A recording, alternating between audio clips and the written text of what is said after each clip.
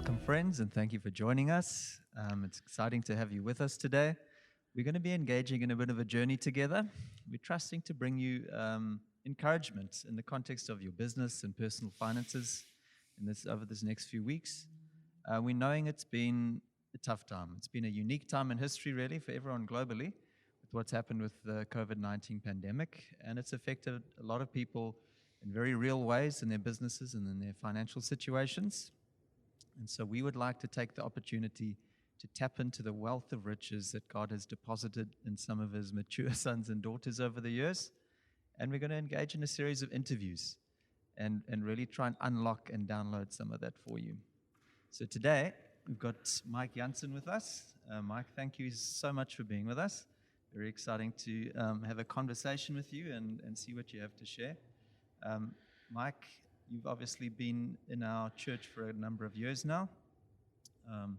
And before that, you've operated in a business capacity at a very high level in terms of involved in the information technology system side of things, managing that, developing that for a number of different entities, both nationally, internationally.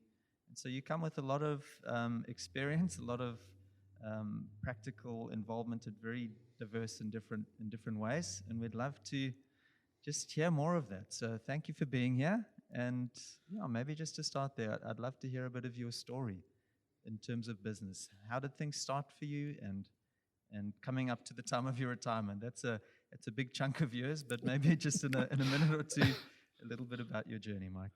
Thank you very much, Alistair. Thank you very much. Very nice to be with you today. And let me just share something that I grew up in a home that was a fairly poor home. Okay, just my father worked in the post office, and even though our home life was a good one, there was not a lot to go around. I finally ended up going to UPE in Port Elizabeth. It's Nelson Mandela Bay University now. Similar with Wits, changing to Johannesburg University and that sort of thing. But one of the key things, I actually have a little bit of an art talent, and I wanted to become an architect. So I had a bursary to go and join as an architect, and I came down from military training, spending time on the border at that point in time, which was not a good experience because you were fighting against some of the things that were inherent within the system, and you were pulled into the environment. And here I arrived, and I just heard that there's a new course, computer science. Would you like to find out what it's all about? And within 2 weeks, I had changed my mind. I had cancelled the architecture course in Pretoria and started doing computer science at UPE. And from then on, I moved into the world of computers. And it's a significant change if you think that all the planning, all the things that you do changes within moments of being in the presence of the Lord. So with computers, yes? I was just going to say that's an amazing dynamic. So I think a lot of people, especially younger people, finishing school, going through the similar situation to you, and they have ideas, passions, things that they think might be a lifelong career. And yet in that transition time of making those decisions, it can turn right angles 90 degrees, and you don't know where that'll take you in the end, do you? That's what I want to share about my life, is that if you don't listen to the Lord and you stay attentive to the Lord, okay, you go down tracks where you have to backtrack all the time and redo certain things and start all over. Because the Lord, if the Lord takes hold of you, he will let you pursue your will, but he's actually waiting for you to pursue his will. It's so important. Powerful. So if you watch somebody, my take is you have to spend time with the Lord. And as I went through my career and up to today, the biggest thing in life is being able to separate yourself from the world and the worldly things and the world issues around you and try and hear what the Lord says to you about the plans that he has for you. Okay. It's so easy to say the Lord's have plans for you to prosper and that sort of thing. But when you're sitting in a crisis like we are today, what are those plans? how do you determine those plans? And we'll talk a little bit about that. So I moved through university. I joined IBM for 20 years and started working as a systems engineer in technology and with the banks. And I was involved heavily with the integration of Absa Bank, which was Volkskas, Trust Bank, Allied Building Society, and the United Building Society. And the issues that happened in the early 80s already that created ABSA that I would realize later in my life, sort of 25 to almost 30 years later. And those things have been planted in the beginning by the Lord, okay, to actually make sure that the things fall in place later on. So I think it must be very difficult for our young people who live on instant gratification to know and to be satisfied that the Lord has a plan for me and that I must walk this way, even though it's tough now. If you just trust the Lord, it will be tough but easy. Now, those are two very difficult words to sort of put in the same sentence. But it's tough because you have your own ideas, but it's easy because you're never short of anything. So often we actually find that we want to follow something and we think that it's instant, but we need to realize that you have to pay your dues to get there. So you asked me the question, did I just fall into that? No, I think there were many, many steps that came upon it. But if you're attentive to the Lord opens the doors, okay? And that's later on when I say to you, what are the things that you have to do? My take is when the Lord closes a door, don't continue to open that door and think that that's where I need to be. Very, very important. When the Lord closes the door closes. And when He opens the door, that door is opened. Go through the door that the Lord opens. And the change of things that you have in your heart, okay, becomes so important. So now all of a sudden we're put in a situation that I can't walk up and say, how's it, Alistair? Nice to see you again. No, we have to sort of touch elbows.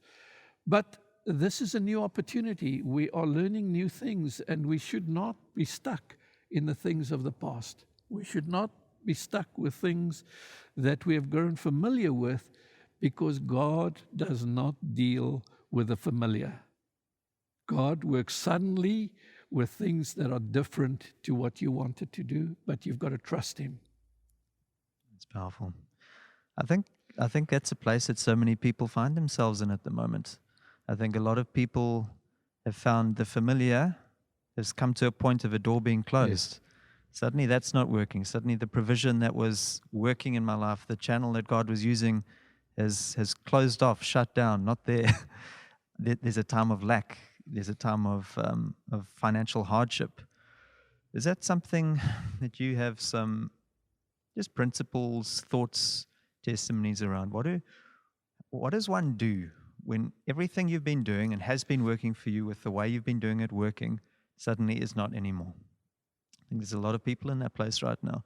What are some of the thoughts that you would advise, that you would say, these are some of the thought processes you should have, these are some of the ways you should engage in this? How do you deal with the immediate need of suddenly not receiving what I used to receive, and there's all these expenses, there's all these demands? What do we do? You see, Alistair, none of these things are immediate, okay? And that's one thing that we've got to realize.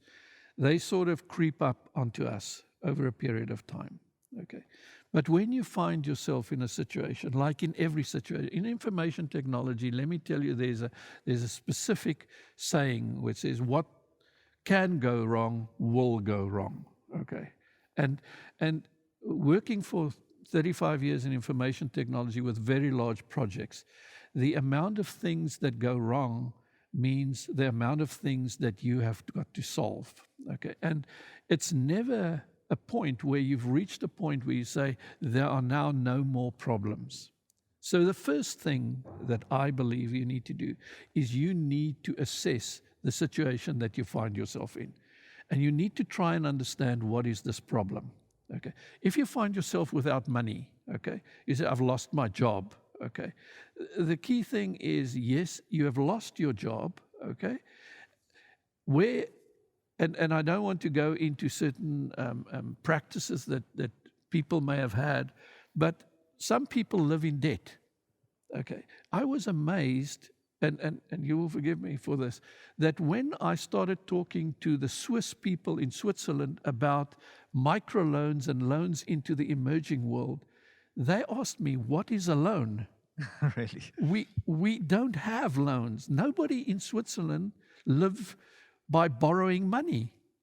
It is family money, and we use the money that we have to build things and do future things. So can you imagine there's a group of people on this planet that live in a way where debt is an unknown element within them? Okay, it's purely investment. The only thing we Sounds focus like on. where I want to be. Exactly, we focus on investment. So back to the thing. The first thing that you've got to realize is, what is the problem that I'm having? Okay. The problem may be in one person that he's developed an illness and can no longer work. Okay. And then what is the issue? And then in another person, they've lost their job. In another person, the market has dried up. I spoke to a farmer the other day in the UK. He had developed his business. He was a chicken business, and he had developed his business to such an extent that he was the sole provider to the restaurant industry in the UK of chickens. And with the COVID things, all restaurants were closed. You can imagine he's delivering 50,000 chickens per week into a market that all of a sudden becomes zero. Nothing. What do you do with this production line that's rushing off here and the chickens are falling off the side at 50,000 a week? The big thing is, decide what is the problem that you have. Is the problem that my market is dried up? Is the problem that is my illness the problem? Do I need to address the illness? And try to get behind the problem. Okay. I like that, because I think that the deception and the lie is sometimes that it's everything. Yes. It's overwhelmingly everything is not working. I can't do anything because everything doesn't work. But I think what you're saying is, if one is just a little bit analytical, you can identify a portion of the problem, something bite-sized, something you can address, something you can work on. Exactly. So you've got to try and understand, okay, what is your problem? Staff. Okay. They may be, you may have staff that are standing up and shouting that they're picketing because they're not getting the remuneration that they wanted. Okay. Is the issue the staff? Is the issue the finances? Or is the issue fairly deep, that their expenses have grown? And sit down with them and try to understand, how has your situation changed over the last year, that all of a sudden now it becomes a problem that is now becoming my problem, that you're picketing and my production is stopping because the life that you've led has changed. Okay, so is it a staff problem? Is it a finance problem? Okay, how do you solve that type of thing?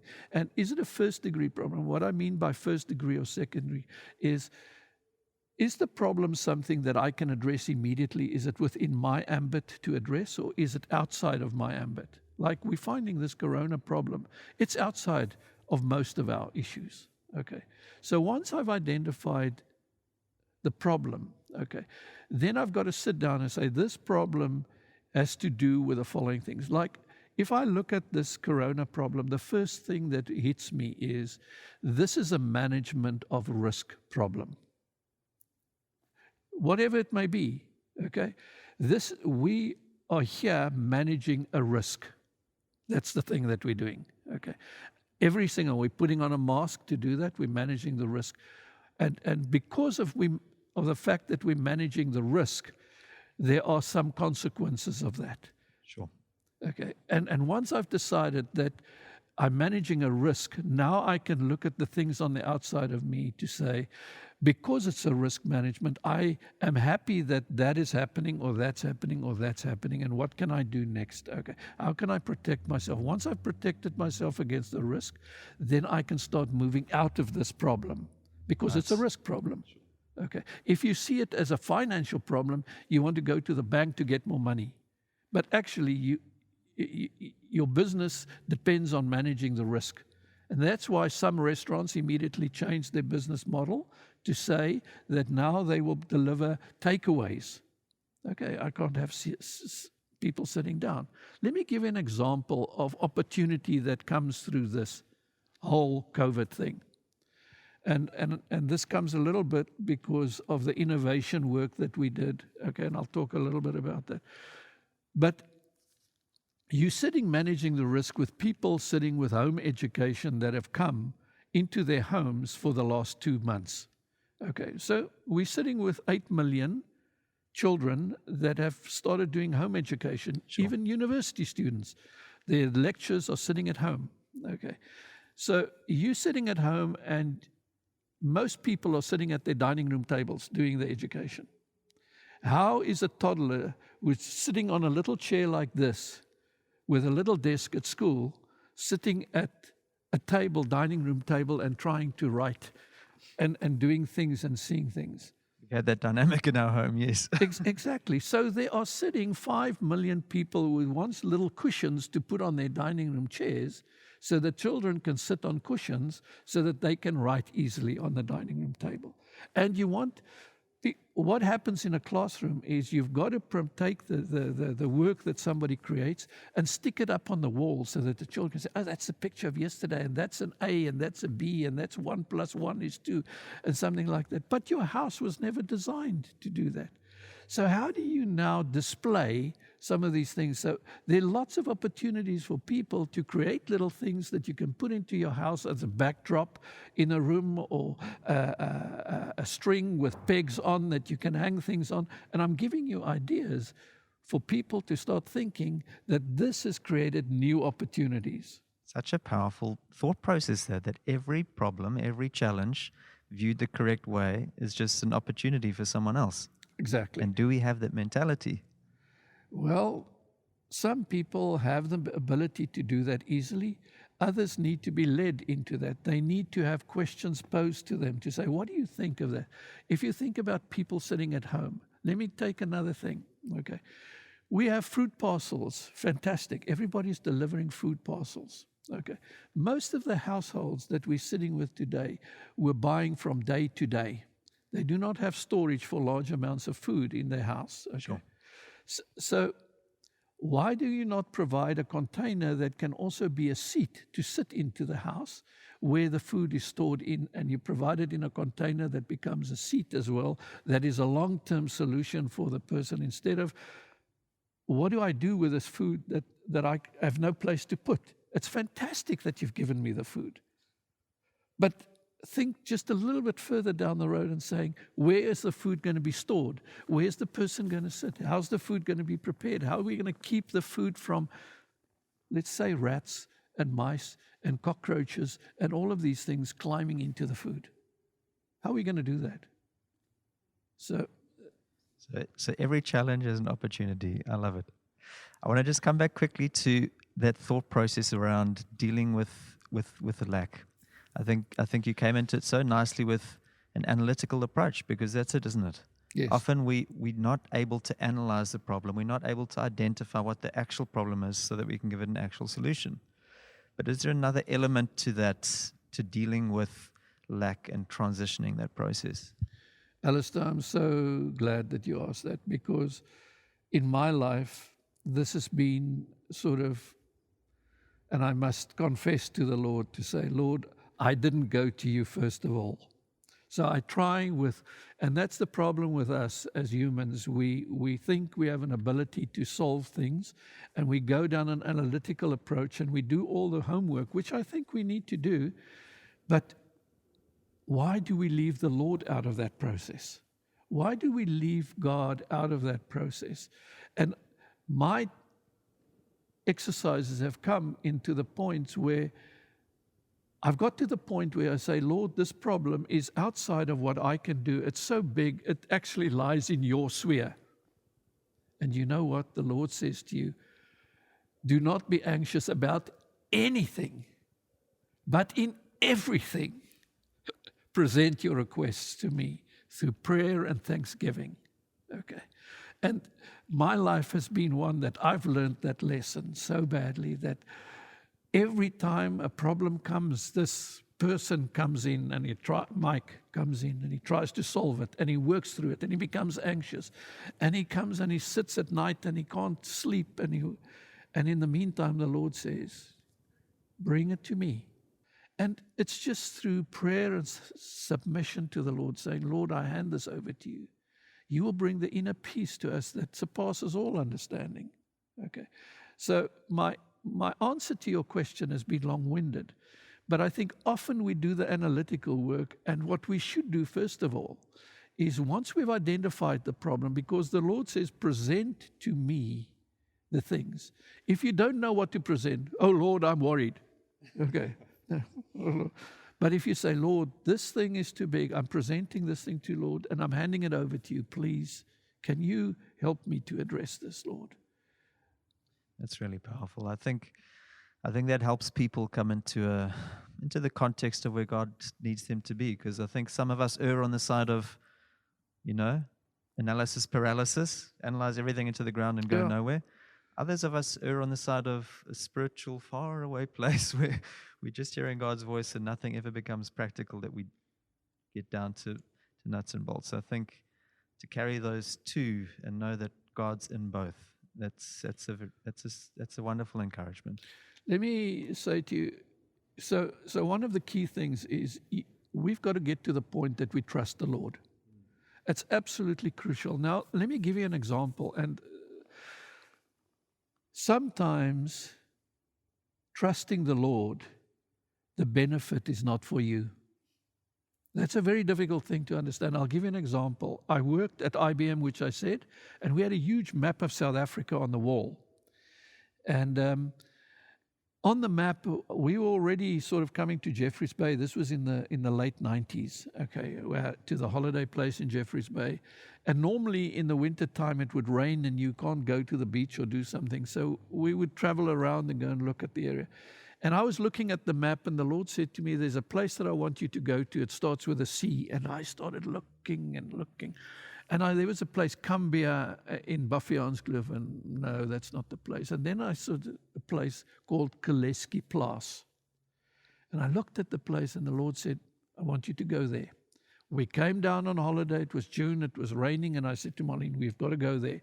The Lord is showing me this place. I wonder what it is if he wants us to buy a farm. Koleski Plaas, where we get into the car, we're not even properly planned for how much fuel we've got in the car, whatever. We're up into the Baffianskloof and down we go to the thing. And here we get to this little place. It's a little post office building, sort of 2 meters by 2 meters, with a little post office board outside says Koleski Plaas. I said to Marlene, this is the place. Stop there. There's a farmhouse sort of 200 meters up the hill. I said, we're here. I don't know why. Let me go and find out. I get out of the car. I walk up to the door. I knock on the door. A young lady opens the door. Brown hair, long to here. I said to her, I really apologize, but the Lord has asked me to come here, and I don't know why. So, honestly, truthful. So I walk in. So she says to me, I want you to come inside, please. I said, my wife's sitting in the car down there. Can I call her? So she said, yes, call your wife. My husband's working in the back in the farm. Here, I want to call him. Sit down in the lounge. We sat down in the lounge, and I waited for her. She came in with her husband, and the word she used was, tell my husband what you've just told me. And I said to her, the Lord said I must come here, and I don't know why. Okay, maybe there's something that you want to share with me. And she said to me that I am a pastor's daughter, and we got married a little while ago from Port Elizabeth. And we moved here, we bought this farm, and it's been so terribly lonely for me that I have been praying to the Lord to say, Lord, if you're really real, then you will send somebody to me to say that you are real.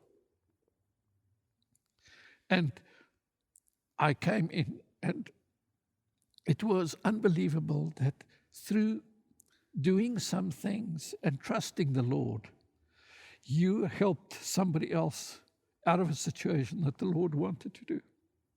So sometimes in a problem situation, The Lord directs you with what He wants you to do. But I can tell you, I left that place knowing that I serve a God who is real, who is a miracle-working God, who cares for everyone. Such a powerful story. It's just like you said, it's amazing to know the heart of God for every individual. Yeah. Beyond what we see, what we know, what we can understand.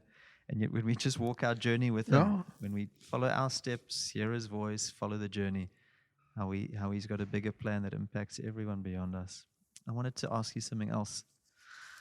I think, in this business context, we go through times of lack. We do the analysis. God leads us. We try and identify opportunities. Yeah. God, what is the next step? Where do I go next? What have you got for me, or what can I step into? How have you kind of navigated that thought process over time? Because you've had a number of different opportunities in your life where you could take this one and you never know where it would have led you. You would take that one and you end up where you are today. Yeah, that's very true. So when you start off with, or when I started off with things, I would always evaluate my strengths and weaknesses. And let me tell you something that I think an individual, your strengths and your weaknesses are not the same throughout your life. As you go through life, your strengths change and your weaknesses change. Okay, and you build new strengths. That's one very important aspect of somebody who grows with the Lord. The Lord takes you to places that you've never been before, and you grow in new strengths. So first of all, look at your strengths and your weaknesses. And it's more important for me to say, concentrate on your strengths than trying to improve your weaknesses.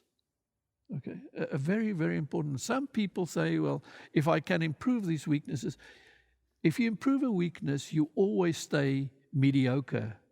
But if you concentrate on your strengths, you move to a new level. So what you do is you change the whole way that you think about things. And then the last point. I just want to take a moment on that point, because that for me is so powerful. I think when we don't get our attitudes right, you almost become crippled and unable to step, isn't it so? Absolutely. Yeah, so I think that's such a powerful point you've made there.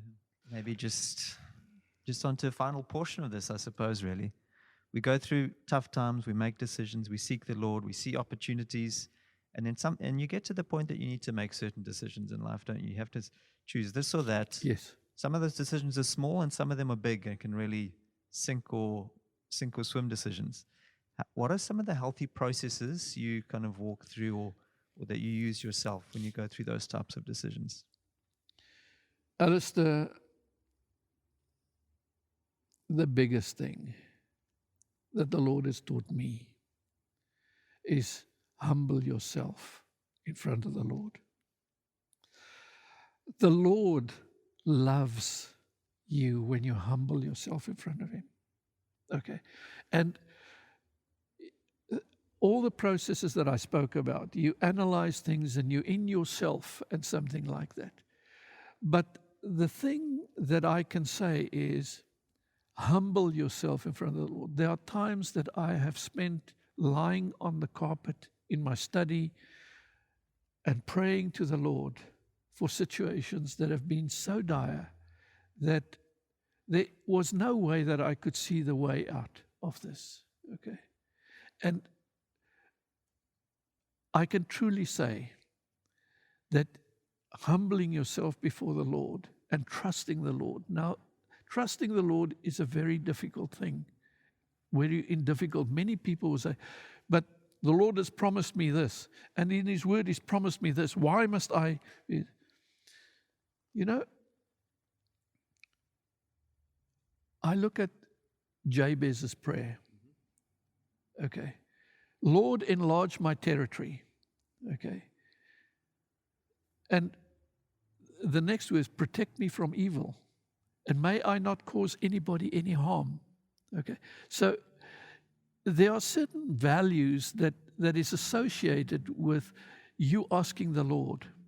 And when you humble yourself, when Hezekiah humbled himself, the Lord added 15 years to his life. Okay. When Abram took Isaac up, there's another story that when Jacob fought with the angel the whole night, okay, he wouldn't let the angel go because the angel had to bless him. And in the morning, the angel blessed him. So go and humble yourself in front of the Lord and say, Lord, truly, I am totally dependent on you. I cannot do anything without your help. So with the talents and the gifts that the Lord has given you, He will actually use those talents. But sometimes don't expect that the result is the one that you want. Wait on the Lord for the result that He wants to give you. But I can say to you, honestly, humble yourself. Humble yourself. Spend your time on your face in front of the Lord. It's the biggest thing in my life and that's why the tears are still coming in my face, okay? When I speak about these things, it is in humbleness that I realize how the Lord has worked in my life and how He's brought things forward that I could never, ever have done at all by myself or with the help of a friend or whatever, but only through the Lord. That's beautiful. Mike, thank you for those kind words. We really appreciate that. It's true. And I thank you for engaging with us today. I hope you've been encouraged. I hope something has touched your heart. And I want to encourage you. There's always people that can be involved to pray with you, to give you some pointers, some guidance. You're welcome to contact the church via our hotline, which you can find on our website or on our app. Bless you. Well, there you have it, ladies and gentlemen. I hope that's been an encouraging time for you, just listening to the heart that we've had shared so wonderfully through that interview. And I want to really encourage you in this time. God's got something for you. If you find yourself in a place that you just need some prayer in and around your finances or business, or you need someone to chat to just with a few thoughts and advice, you can contact our church in this time. We've got a number of people who've made themselves available, mature men and women in the church who've really walked the road with God and have got something to share and impart. You can contact our Victory Church hotline at the moment. Contact that number that's showing on the screen, and we'll be able to set up a time that someone can connect with you, pray with you, encourage you, and speak into your situation a bit. So bless you, and we are really trusting that God will unfold His purposes in your specific situation in this time. Thank you.